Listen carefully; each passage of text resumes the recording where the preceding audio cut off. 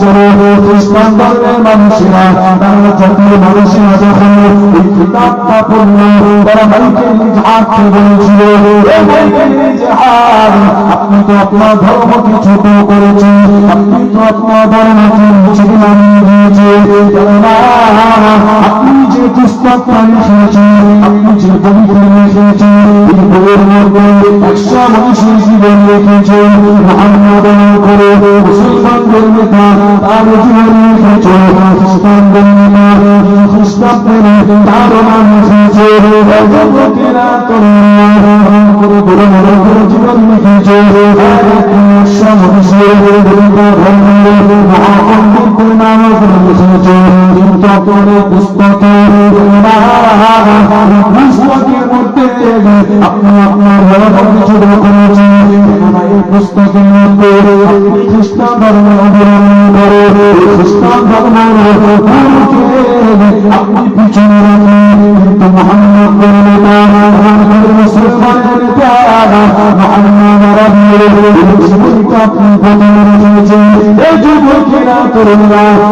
মুসলমানের মনোযোগ দিয়ে শুনবে আমার হাবিবকে কত রহমত করেছি, কত দয়া করেছি, এই যুবকেরা তরুণরা আমার হাবিবকে কত রহমত পূর্ণ করেছি শুনবে, মুসলমানদের গুনাহ করে আমার হাবিবকে মুসলমানের নেতা করে বানিয়ে শুনবে। প্রশ্ন করা হলো কেন আপনি মুসলমানদের নেতা মুহাম্মাদের জীবনীটা প্রথমে রাখলেন, 100 মানুষের আগে মুহাম্মাদের জীবন আদর্শ মুহাম্মাদের চরিত্রটা 100 মানুষের মধ্যে আপনার পুস্তকের মধ্যে প্রথম স্থান নিয়েছে। মাইকেল ইজহার বলেছিল মানুষেরা শুনেরা প্রতিটা ধর্মের প্রতিটা ধর্মের মানুষদের পুস্তক তাদের নেতাকে নাম দিয়েছে, মাইকেল ইজহার বন্দি করে তৈরি প্রতিটা নেতা প্রতিটা মানুষের জীবন করেছি, অন্ধকারের জীবন করেছি, সরকারের জীবন করেছি, সর্বকারের জীবন করেছি, বিবাহের জীবন করেছি, বিদ্যাধারের জীবন করেছি। খ্রিস্টান ধর্মের মানুষেরা কিন্তু তার সাথে সাথে মুহাম্মদ রাসূলুল্লাহ মুসলমানের নেতা মুহাম্মদ রাসূলুল্লাহর জীবন করেছে। 100 মানুষের মধ্যে জীবনী বলে যেটা বলেছি এই জীবন ব্যবস্থা মুহাম্মদের মুহাম্মদের চরিত্রটা মুস্তাফার মধ্যে নিয়েছে, মুহাম্মদের আল্লাহর জীবন সঙ্গে মনুষ্যের মুহাম্মদের জীবন সঙ্গে মনুষ্যের মুহাম্মদের বিবাহ জীবনটা মনুষ্যের মধ্যে মেলে না, মুহাম্মদের জীবনটা মনুষ্যের সঙ্গে মেলে না। এই যুবকেরা তরুণেরা এই মাইকেল ইজহার বলেছে যদি মুহাম্মদের পুত্রপাল একজনকে দেখেছি কিতাবের মুসলমানদের নেতা মুহাম্মদুর রাসূলুল্লাহ।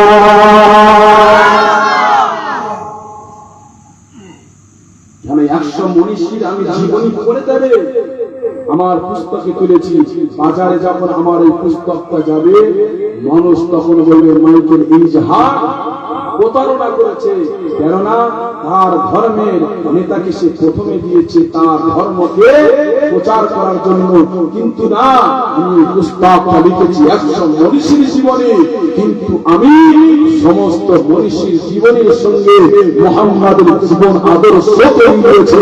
মুহাম্মাদের জীবন আদর্শ থেকে শ্রেষ্ঠ পৃথিবীর মধ্যে মুহাম্মদ রাসূলুল্লাহর জীবন ব্যবস্থাটাই হলো শ্রেষ্ঠ। জোরে জোরে আরো চিল্লে বলে আমার রাসূলুল্লাহ ছোটবেলার আদর্শ, আমার রাসূলুল্লাহ মানুষের সঙ্গে কেমন আখলাক, কেমন ভাবে কথা বলেছে, কেমন ভাবে মানুষের সঙ্গে আচার ব্যবহার, তার পড়োশীর সঙ্গে কেমন ব্যবহার করেছে, আত্মীয়র সঙ্গে কেমন সম্পর্ক বজায় রেখেছে, স্ত্রীদের সঙ্গে কেমন সম্পর্ক রেখেছিলেন, তিনি নারীদের সঙ্গে কেমন সম্পর্ক রেখেছিলেন। তাই গোটা মানব তাকিয়েছিল যে মুহাম্মাদের মানবতা, মুহাম্মাদের জীবন ব্যবস্থা গোটা পৃথিবীর মধ্যে শ্রেষ্ঠ আরেকবার চিহ্ন বলেন সুবহানাল্লাহ। কেননা বর্তমান সময়ে কোরআন হাদিস দিয়ে বোঝাচ্ছি, কিন্তু অন্য ধর্মে অবলম্বন করে অন্য ধর্মের মানুষেরা তারা বলবেন নাজমুদ্দিন ভাই আপনি বললেন আমরা শুনলাম না, আমার কথা শুনতে হবে না। আপনাদের প্রতিটা ব্যক্তির কাছে, প্রতিটা মানুষের হাতে, প্রতিটা মানুষের হাতে হাতে হাতে মোবাইল আছে। আজকের সোশ্যাল মিডিয়ার যুগ, বর্তমান অনলাইনের যুগ। তাই আপনাদেরকে চ্যালেঞ্জ হাজিরুদ্দিন বলতে পারে, তৃতীয় কণ্ঠে আওয়াজ করে বলতে পারে, আপনি গোবরটা ধরে এই গোবরে সাজ করে, আপনি গোবরকে জিজ্ঞেস করেন, আপনি বলেন এই পৃথিবীর মধ্যে সবথেকে মহামানুষ, সবথেকে শ্রেষ্ঠ মানুষ গোবর উত্তর করে পৃথিবীর জমিনে মহামানব হতে হলে সেটা হল মুহাম্মদুর রাসূলুল্লাহ।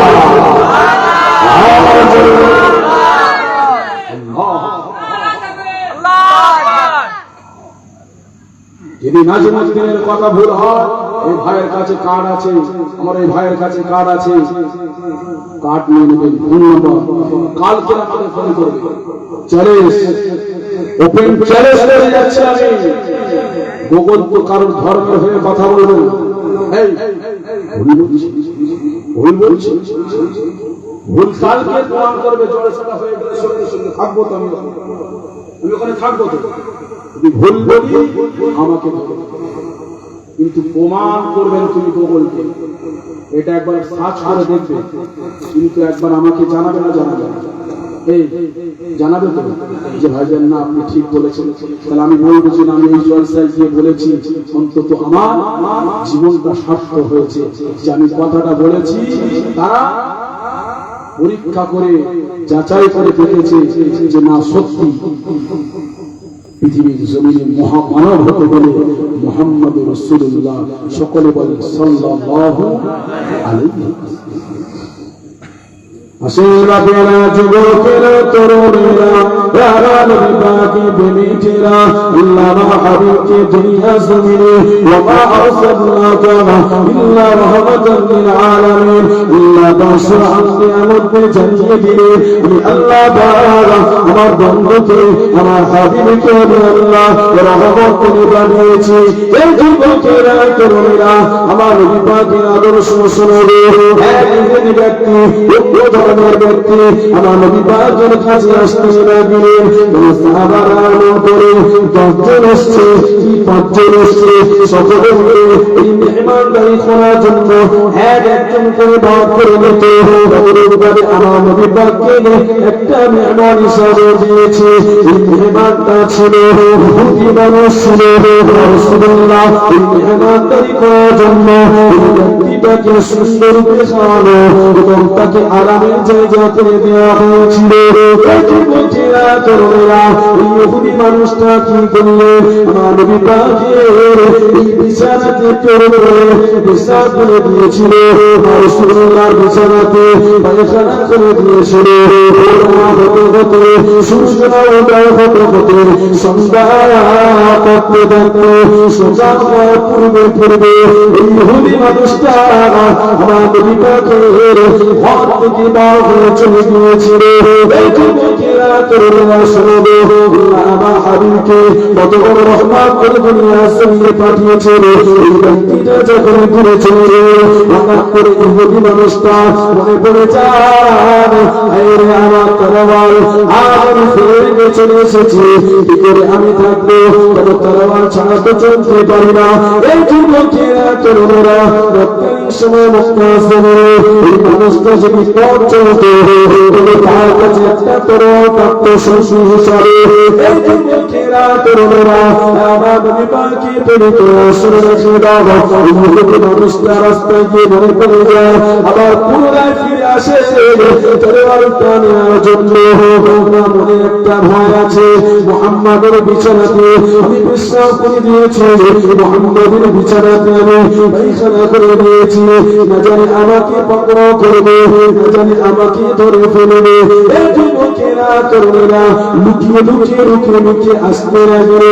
এই ইহুদিটা দূর থেকে দেখতে লাগলে যে স্থানে যে জায়গাতে পায়খানা করে দিয়েছিল এই জায়গা এই কাপড়গুলো আমার রাসূলুল্লাহ নিজে হাতে পরিষ্কার করতে লাগলো। এই ব্যক্তিটা দূর থেকে দেখতে লাগলো। এই যুবকেরা তরুণেরা আল্লাহর নবী আমার উম্মতকে দেখে মানবতা চুক্তি করে ছুটে যেতে লাগলো। এই মানুষটা চলে যায়, না জানি মুহাম্মদ আমাকে পাকড়াও করে দিলে, আজ আমাকে শাস্তি দেবে, আজ আমাকে বন্দী করে দেবে। আল্লাহ নবী বলে না, কেন তুমি আমার বিছানায় পেশাব করেছো, আমার বিছানাতে পায়খানা করেছো। আল্লাহ নবী বলেছে, কেন আপনি আমাকে না বলে চলে গেলেন? আপনার বুঝি রাখতে অনেক কষ্ট হয়েছে, কারণ আপনার শরীর অসুস্থ হয়েছে, আমি আপনার পাশে থাকতে পারিনি, আমি আপনাকে দেখতে পারিনি, কারণ আপনি বিছানাতে বিশ্রাম করে দিয়েছে, বিছানাতে পায়খানা করে দিয়েছে, না জানি আপনার শরীরটা কত অসুস্থ হয়েছে। এই যুবকেরা তরুণেরা আমার রাসূলুল্লাহ আদর্শ দেখে এই ইহুদি মানুষটা বললেন, হায় রে হায়, যে মুহাম্মদকে কষ্ট দেওয়ার জন্য বিছানাতে পায়খানা করলো, সে মুহাম্মদ আমাকে বলে তোমার শরীরটা ঠিক আছে, এইভাবে আছো তুমি, কেননা তোমার শরীর অসুস্থ হয়ে গেছে, তাই বিছানাতে বিশ্রাম করে দিয়েছে। এই যুবকেরা তরুণেরা অন্য ধর্মের মানুষ ছিল, মানুষ ছিল, কিন্তু আল্লাহ নবী আমার সাহাবাদেরকে শিক্ষা দিয়েছে, আমার নিজের ব্যক্তিগত করে দেখিয়েছে।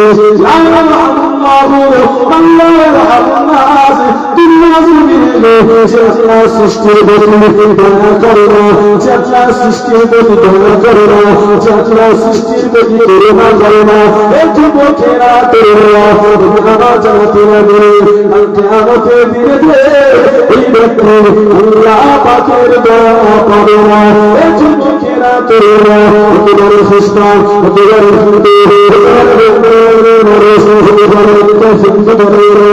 কিন্তু আল্লাহ সৃষ্টিতে কাউকে তাড়িয়ে দেওয়া যাবে না, কাউকে আঘাত দেওয়া যাবে না, কাউকে কষ্ট দেওয়া যাবে না। এই যুবকেরা তরুণেরা আজ গোটা পৃথিবীবাসী আজ মুহাম্মদ রাসূলুল্লাহ চর্চা করে না, আমার রাসূলুল্লাহ আদর্শিত হয়ে মানুষরা নূরে মুহাম্মদের আদর্শিত আমার আল্লাহ নবীকে নবী বলে বলেছে।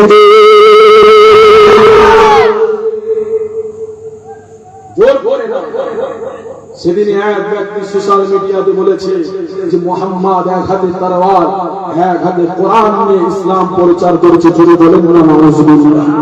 তার শিক্ষাটা অতদূর পর্যন্ত নেয় যে মুহাম্মাদের ব্যাপারে কথা বলবে, তোমার যতটুকু ধারণা ততটুকু কথা বলো। কারণ আজকের সমাজ মূর্খ সমাজ নয়, সোশ্যাল মিডিয়ার যুগ। তুমি সোশ্যাল মিডিয়ায় প্রশ্ন করে দেখতে পারো মুহাম্মদ রাসূলুল্লাহর ব্যাপারে তোমার যে ধারণা, যে ভ্রান্তি আছে ওটাকে দূর করো। মুহাম্মদ রাসূলুল্লাহ শুধু মুসলমানের নেতা হয়ে আসেনি, গোটা মানব জাতির জন্য রহমত, দয়া আল্লাহ পাক তাকে করুণা হিসেবে পাঠিয়েছিলেন। জোরে বলে আর তার জোরে বলে, কেননা পৃথিবীর জমিনে আমার আল্লাহ পাক যে সময়কালীন মুহাম্মদ রাসূলুল্লাহকে পাঠিয়েছিলেন, মানুষ মদের মধ্যে লিপ্ত ছিল, নারী ভক্ষণের মধ্যে লিপ্ত ছিল, সমাজে ন্যায় বলেছিল না, নীতি বলেছিল না, ইনসাফ বলেছিল না, নারীদের বাঁচার অধিকার ছিল না, মায়েদের সম্মান ছিল না। আজ যদি কোন নারী সম্মান পেয়ে থাকে সেটা মুহাম্মদ রাসূলুল্লাহর ওসিলায় সম্মান পেয়েছে। রাসূলুল্লাহ শিখিয়েছে কেমন ভাবে পিতা মাতার সঙ্গে ব্যবহার করতে হয়। এক তারিখে আমার রাসূলুল্লাহ তিনি তার সাহাবাদেরকে নিয়ে বসে আলোচনা করছিলেন, হঠাৎ একটা বৃদ্ধা মহিলা আসে। শুনছো তো নাকি? আলোচনা অসুবিধা হচ্ছে না? কিন্তু আমার রাসূলুল্লাহ আলোচনা করছি, অসুবিধা হচ্ছে? হ্যাঁ, খুব গুরুত্ব দিয়ে শুনে। আমার রাসূলুল্লাহ যখনই দেখলেন ওই বৃদ্ধা মহিলা আসছে, আল্লাহ রাসূল কি করলেন? নিজের গায়ে চাদর মোবারককে জমিনের উপরে বিছিয়ে দিলেন। এই বৃদ্ধা মহিলা বসে নিজের প্রয়োজনীয় কথা আমার রাসূলুল্লাহর সঙ্গে বলে আবার চলে গেলেন। কিন্তু সাহাবাদেরকে আমার রাসূলুল্লাহর এই কাজটা সাহাবাদের কাছে বড় তাজ্জুব হয়ে পড়ে। কারণ রাসূলুল্লাহ এত বড় মহান জানা, তিনি তার গায়ের চাদর মোবারককে খুলে নিচে জমিনে বিছিয়ে দিলে এই বৃদ্ধা মহিলা এসে বসে, কে? আমার রাসূলুল্লাহ বললেন, সাহাবারা, এই যে ব্যক্তিটা এলো, মহিলা, তিনি আমার জনম দুঃখিনী আম্মা জানেন, ইনি হলেন আমার দুধমা, যিনি আমাকে শৈশবকালে দুধ পান করিয়ে আমাকে বড় করেছিলেন। ইনি হলেন হালিমাতুস সাদিয়া, আমার দুধমা। একবার জোরে বলেন সুবহানাল্লাহ। তাহলে রাসূলুল্লাহ তার দুধমাকে কতটা সম্মান তাজিম করলেন, রাসূলুল্লাহ আদর্শ শিখিয়েছেন। এক ইহুদি ব্যক্তি, তিনি কি করলেন?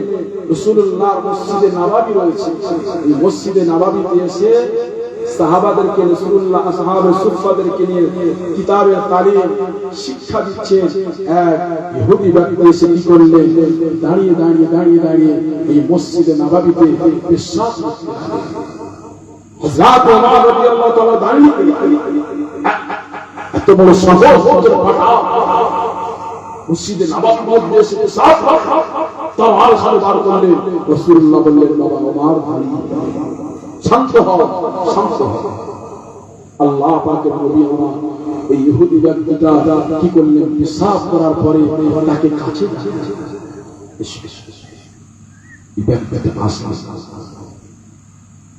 তাকে রাসূলুল্লাহ নরম ভাষায় তাকে বোঝাতে, দেখো এটা হলো আমাদের একটা ইবাদত।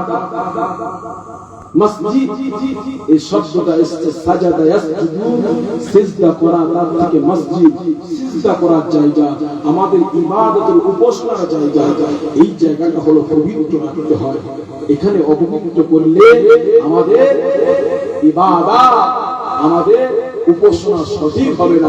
তাকে রাসূলুল্লাহ নরম ভাষায় বুঝিয়ে বললেন।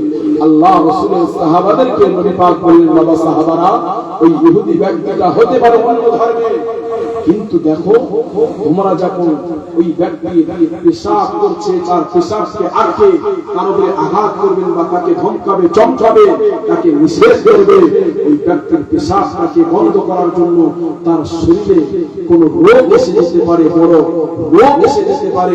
তাই তাকে সম্পূর্ণ পরিপূর্ণভাবে তার পেশাবটাকে পুরো করতে হবে। একবার জোরে বলুন, জোরে বলুন, আরো চিন্তা বলুন। রাসূলুল্লাহ আদর্শ, এই ব্যক্তিটা, ইহুদি ব্যক্তিটা কি বললেন? মুহাম্মদুর রাসূলুল্লাহ সাল্লাল্লাহু আলাইহি সাল্লাম, এই পেশাবটা আমি ভুলে করি না, এই পেশাবটা আমি জোর করে আমি পরীক্ষা নিতে এসেছি। কেন? মুহাম্মাদের ব্যাপারে, আপনার ব্যাপারে মানুষের কানে আমি শুনেছি যে মুহাম্মদ এমন একটা মানব দরদি মানুষ, হ্যাঁ, তাই আপনাকে পরীক্ষা করতে এসেছি। তাই আপনাকে আমি সচক্ষে দেখলাম, আপনি হলে একটা মানবতার মানুষ, তাই আপনার হাতে হাত দিয়ে আমি আপনাকে মুহাম্মদ রাসূলুল্লাহ বলে মেনে নিলাম। জোরে বলুন, আর পরিচিত বলে কাদের শরীফ, আল্লাহুম্মা সাল্লি আলা সাইয়্যিদিনা মাওলানা মুহাম্মদ ওয়া আলা আলি সাইয়্যিদিনা মাওলানা मुहम्मद। لا إله إلا الله. इस जबान के लिए لا إله إلا الله, لا إله إلا الله, बोलो मदीना मदीना, बोलो मदीना मदीना। मुस्लिम से बोलो, दिल का खुश है। बोलो मदीना मदीना, बोलो मदीना मदीना। नकलीम का मसाओ बशाया तुलसीना,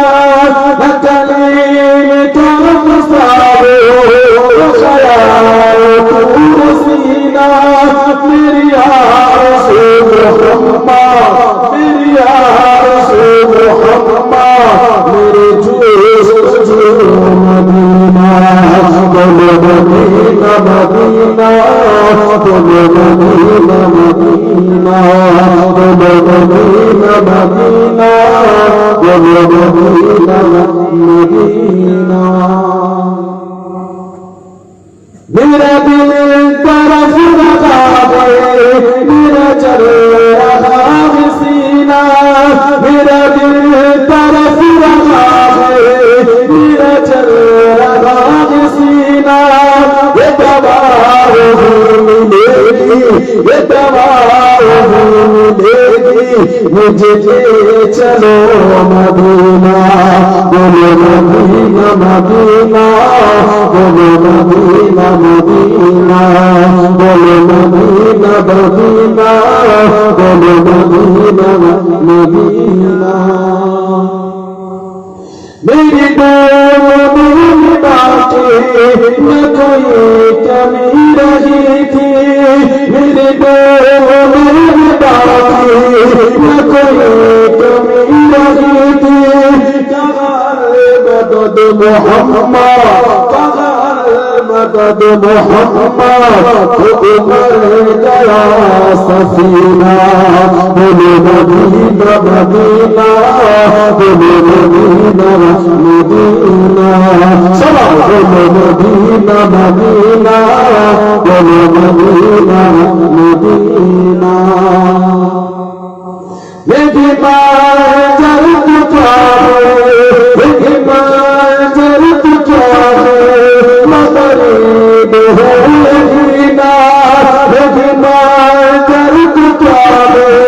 मगरिब हो मदीना ये बीमार क्या मगरिब हो मदीना मेरे आरज़ू मोहम्मद मेरी जान मदीना बोलो मदीना मदीना बोलो मदीना मदीना अल्लाहुम्मा सल्ली अला सय्यिदिना मौलाना मुहम्मद व अला आलि सय्यिदिना मौलाना मुहम्मद আমার বাপ ভাইরা আল্লাহ পাক রব্বুল আলামিন দুনিয়ার জমিনেতে তিনি যে এই পৃথিবী সৃষ্টি করেছে আল্লাহ পাক বললেন হে আমার বান্দা বান্দীরা শুনে রেখে দাও আমি আল্লাহ এই আসমান বানিয়েছি তোমরা দেখছো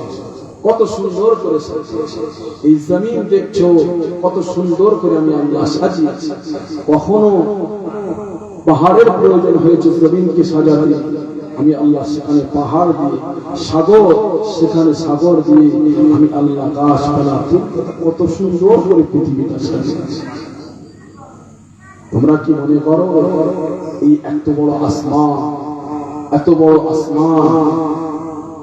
কার ইশারায় দাঁড়িয়েছে একবার কি খেয়াল করো এই নদীর পানি জোয়ার ভাটা করে কোথায় যায় আবার কোথা থেকে কার ইশারা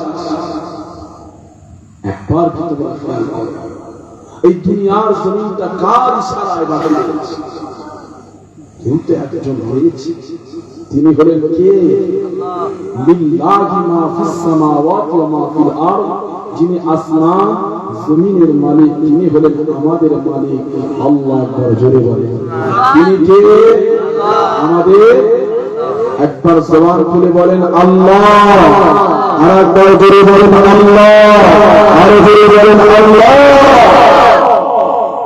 তিনি হলেন আমাদের আল্লাহ তানা উপাসনা আরাধনা সবই হলো তানার পৃথিবীর জমিনে আল্লাহ বললেন তোমাদেরকে আমি এমনি পাঠাই যে তোমরা পৃথিবীর জমিনে গিয়েছো হাসি তামাশা খেলনা করে দুনিয়া থেকে চলে আসবে না আপনি বিল্ডিং বানিয়েছেন একটা উদ্দেশ্য দোকান বানিয়েছেন একটা কথা বলে উদ্দেশ্য দোকান থেকে কিছু কামাই প্রাইভেট কার কিনেছেন উদ্দেশ্য এখান থেকে চেপে আমি ওখানে যাব তাহলে বিনা উদ্দেশ্যে কেউ কিছু করে কথা বলে আমার সঙ্গে একমত তো নাকি একটু আওয়াজ দেন পৃথিবীর জমিনে উদ্দেশ্যবিহীন কোন মানুষ কি চলছে? আপনারা এখানে এসেছেন উদ্দেশ্য একটা কি বলেন? যে আমাদের দিলের খোরাক, আমরা তো শরীরের খোরাক খাই, আর এই জায়গায় আসলে কিসের খোরাক হয়? দিলের খোরাক হয়। কেন আল্লাহর কোরআন বলেছে আলা বিযিকরিল্লাহি তাতমাইন্নুল কুলুব, শোনো তোমরা আল্লাহর জিকির করো, তোমাদের অন্তরটা কি হয়ে যাবে? নরম হয়ে যাবে। এই উদ্দেশ্য আমাদের এখানে। আমার এই মায়ের গলা ভাইরা এনাদের উদ্দেশ্য একটা কি, যে এখানে যদি আমরা নিয়ে যাই বা ভাড়াটা আমরা ওখানে পাই, তাহলে এখানে আমরা উপার্জন। কথা বলি ঠিক তো? আমার যেনারা প্রশাসন ভাইরা রয়েছে, আমাদের একটা ডিউটি যে ওই জায়গায় গেলে আমার রাষ্ট্রীয় দিনের এই তারিখের ডিউটিটা আমার এন্ট্রি হয়। কথা বলেন ঠিক তো? তাহলে বিনা উদ্দেশ্যে যারা ঘুরছে তারা পাগল। এই ভুল নয়, ঠিক এটা ঠিক। একটা পাগল কখনো এখানে যায়, কখনো ওখানে, তাদের কোনো উদ্দেশ্য নেই, কেন তার ব্রেনটা কথা বলে ঠিক নেই, সে পাগল। আর যারা পাগল হয় তাদের কিন্তু বিচার হবে না। আর বিচার তাদের হবে, আল্লাহ বললেন 3 ধরনের ব্যক্তি।